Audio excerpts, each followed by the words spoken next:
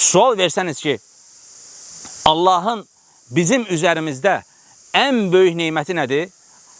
Nədir Allahın bizim üzərimizdə ən böyük neyməti? Nədir qardaş Allahın bizim üzərimizdə ən böyük neyməti? Allah Azza və Cəllənin bizi hidayət etməsi, bizim Allaha şərik qoşmamağımız, vallahi bundan daha əzəmətli bir şey yoxdur. Ona görə İmam İbn Qayyim rahimehullah deyir ki, bütün dünyalıqlar əlindən çıxsa, əlində olan bütün neymətlər səndən alınsa, tövhid neyməti səndən alınmadığı müddətcə, bil ki, səndən daha betər durumda olan insanlar var. Səndən daha pis durumda olan insanlar var, onlar da kafirlərdir. Təsəvvür edin ki, Allah subhanahu wa ta'ala bizə elə bir şəkildə bizi rızıqlandırıb ki, bizim öz istəyimizlə, öz ağlımızla olacaq bir şey deyildi. Çünki Allah Azza və Cəllə bu durumu bizə xəbər verir. Əgər deyir, biz ölüləri onlarla danışdırsaydıq, mələkləri onların üzərinə nazil etsəydik, bütün dəlilləri onların önündə toplasaydıq, Allah diləmədikcə onlar hidayət olan deyildilər, deyir Allah Azza və Cəllə. Deməli, bizim hidayət olmağımızın səbəbi Allah bizi milyardlarla insanın seçib, bizə hidayət verib Allah Azza və Cəllə. Yəni, sən daha çox ağıllı insansan deyə hidayət olunmamsan, sən daha çox kitab oxumusan deyə hidayət olunmamsan, Allah səni seçib, Allah Azza və Cəllə sənə hidayət edib.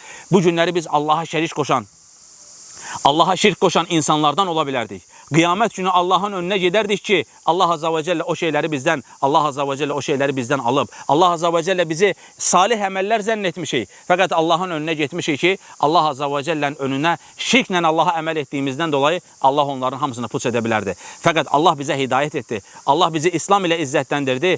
Gücümüz yetdiyi qədər, dilimiz döndüyü qədər Allaha həmd edəcək. Şirk eləyən insanlar gördüyümüz zaman deyəcək, ya Rabbi, yəni mən neynəmişdim ki, sən mənə hidayət etdin, ya Rabbi. Sən nə qədər əzəmətli bir Rəbsən, ya Rabbi. Sən məni əbədi olacaq bir cəhənnəmdən xilas etmişsən, ya Rabbi. Sənə nə qədər şükür etsəm azdır, ya Rabbi. Təsəvvür et, şükrü bir kənara qoyuruq. Bu günləri insanlar var ki, Allah onları zülmətdən çıxardıb, Allah onları nura salıb, zahili həyatına baxıb darıxan insanlar var, vallahi.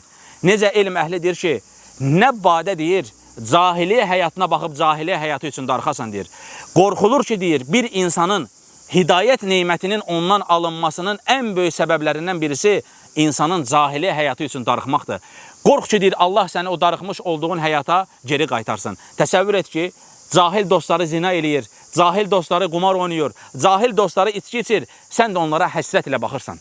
Sənin də içindən bir şeylər, vaxt var idi biz nələr eləyirdik, vaxt var idi biz belə eləyirdik, biz nə qadınlarla əylənmişik, nə içki masalarında oturmuşuq, nə qumar masalarında oturmuşuq. İnsan o cahiliyə həyatına baxır, özləm duyur. Gec-tez Allah Azza və Cəllənin hidayət neymətini ondan almağına insanın səbəb ola bilər. Ona görə insan o zülmətdən çıxdıqdan sonra həmin o zülmətə gözünün ucu ilə belə baxmamalıdır. Nə cahiliyə həyatı. Ömər radiyallahu anh deyir ki, biz zillət içərisində olan bir topluluq idik. Zillət. Allah bizi o zillətdən İslam ilə neymətləndirdi. Allah bizi İslam ilə izzətləndirdi. Vallahi kim İslamın qədrini bilməsə, kim bu tövhid neymətinin qədrini bilməsə, kim bu tövhid neymətindən dolayı Allaha şükür etməsə, kim sonuc etibarı ilə o cahiliyə həyatına baxıb onlara özləm duysa, bilsin ki, Allah Azza və Cəllənin tövhidi ondan alması an məsələsidir. Və sənin qəlbin elə bir formada çevrilər ki, vallahi bu gün insanlar var ki, şahid olmuşuq, qardaşlar hamısı tanıyırlar. Yəni elə belə xəyal ürünü danışdığımız şeylər deyil. Bu günləri o insanlar vaxt var idi, tövhid dəvətçiləri idi. Vaxt var idi, gecə-gündüz kompüter arxasında oturub kitablar tərcümə eləyirdilər. Vaxt var idi, saytlar yığırdılar, insanlara fətvalar verirdilər. Bu günləri o insanlar bilirsiniz nə deyirlər? Cavanlığımız boşa getdi deyirlər. Təsəvvür elə. Niyə görə insan bu hala düşüb? Məgər o kitab tərcümə eləyəndə belə bir şey ağlına gələ bilərdi?